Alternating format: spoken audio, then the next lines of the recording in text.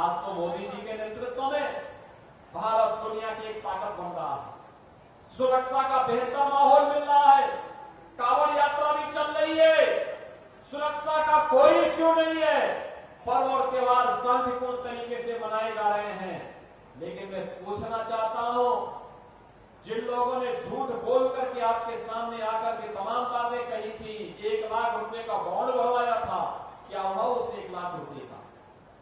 मैं पूछना चाहता हूं, मैं तो आज ये अनिल कुमार, सोमेंद्र तोमर और कपिल देव अग्रवाल जी ने यहाँ की भाजपा और लोकदल की टीम ने जो प्रस्ताव विकास के भेजे थे और उन सभी योजनाओं को स्वीकृति करके आज उसके लिए मैं यहाँ आपके पास आऊं। ये पत्थर लगे हैं सबके, कहीं सड़क का है, कहीं पुल का है, कहीं मिनी स्टेडियम का है और कहीं पे अन्य किसी कार्य का है। उसके लिए हम तो पैसा लेके आए हैं, हम विकास लेकर के आए हैं, सुरक्षा का बॉर्डर देने के लिए आए हैं, हमने दिया है तब हम कह रहे हैं।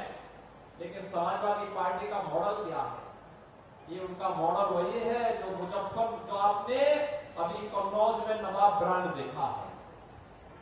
वो देखा नहीं उनके पार्टी का एक नेता कैसे वहां पर वहां की बेटी के साथ किस प्रकार का व्यवहार कर रहा है,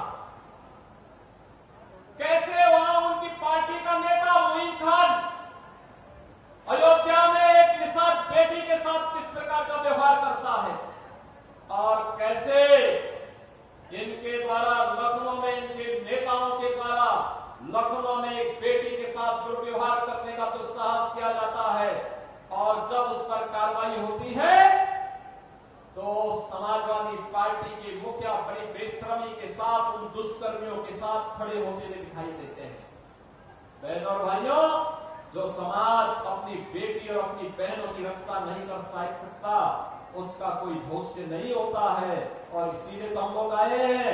बेटी भी सुरक्षित रहेगी और व्यापारी का सम्मान भी होगा। कोई उस पर आंच नहीं आने दी जाएगी, कोई आंच नहीं आने दी जाएगी। और मैंने जो पहले भी कहा था कि बेटी की सुरक्षा के साथ कोई खिलवाड़ करेगा तो अगले चौराहे पर उसका इंतजार कोई यमराज ही करना होगा, उसके अलावा कोई उसका दूसरा चारा नहीं होगा। आपको कहने के लिए आया हूं, जो लोग आपको झूठे आश्वासन देकर के जाति विस्मरण करके अराजकता की भट्टी में फिर से झोंकने के लिए आपके पास आए हैं, इन लोगों से सावधान रहने की आवश्यकता है। ये लोग आपको जाति के नाम पर बांटेंगे, तमाम बातों के आधार पर बांटेंगे, लेकिन जब किसी बेटी की सुरक्षा पर खतरा आएगा तो ये लोग दुष्कर्मियों के साथ खड़े होते हुए दिखाई देंगे। हमें ऐसे लोगों को कतई स्वीकार नहीं करना है जो हमारे विकास में बाधक हो, सुरक्षा में के लिए खतरा पैदा होते हो, जो किसान अन्नदाता किसान के बेहतर भविष्य में बाधक हो। ऐसे लोगों को हम कतई आगे न बढ़ने दें। बहनों भाइयों, हमने 2 वर्ष का लक्ष्य रखा है। अगले 2 वर्ष में 2 लाख नौजवानों को सरकारी नौकरी देनी है और जिसमें पहली नौकरी की खेप आपको निकल रही है कल से। याद करिए, कल 23 को, 24 को, 25 अगस्त को, फिर 30 और 31 अगस्त को हम लोग 60,000 से अधिक पुलिस कार्मिकों की भर्ती करने जा रहे हैं। और मैं आप सभी नौजवानों से कहूंगा, इस भर्ती की प्रक्रिया में भाग लीजिए।